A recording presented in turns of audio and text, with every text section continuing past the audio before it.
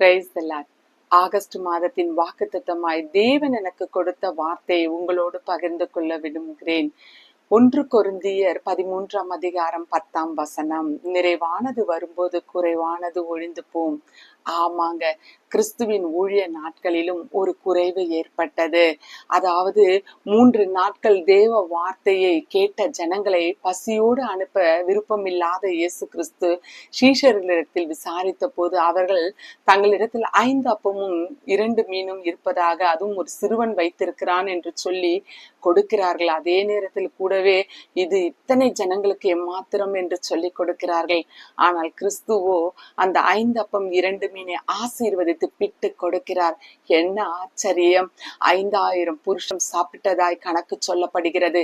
5000 புருஷர்கள் என்றால் அந்த கூட்டத்தில் வெறும் புருஷர்களை கணக்கில் எடுத்திருக்கிறார்கள். மீதமுள்ள ஜனங்கள் எல்லாம் சேர்த்து எப்படி 30,000 பேர் இருப்பார்கள், ஸ்திரீகள் குழந்தைகளோடு சேர்த்து என்று வேத பண்டிதர் சொல்லுகிறார்கள். பாருங்களேன், அவ்வளவு ஜனங்களும் சாப்பிட்டு இன்னும் மீதம் எடுக்கத்தக்கதாய் 12 கூடைகள் எடுத்தார்கள் என்று சொல்லப்பட்டிருக்கிறது. ஆமாங்க, இன்னைக்கு உங்க வாழ்க்கையிலும் எந்தெந்த காரியங்கள் எல்லாம் குறைவாய் இருக்கிறது என்று நீ கலங்கி போயிருக்கிறீர்களோ, அந்த எல்லா தேவைகளிலும் கிறிஸ்துவானவர் இந்த மாதத்தில் தாமே நிறைவை உங்களுக்கு கட்டளையிட்டு நீங்கள் குறைவை காணாதபடிக்கு செய்ய போகிறார். நீங்கள் நிச்சயமாய் தேவனால் ஆசீர்வதிக்கப்படுவீர்கள். நீங்கள் கர்த்தரால் ஆசீர்வதிக்கப்பட்ட ஜனம்.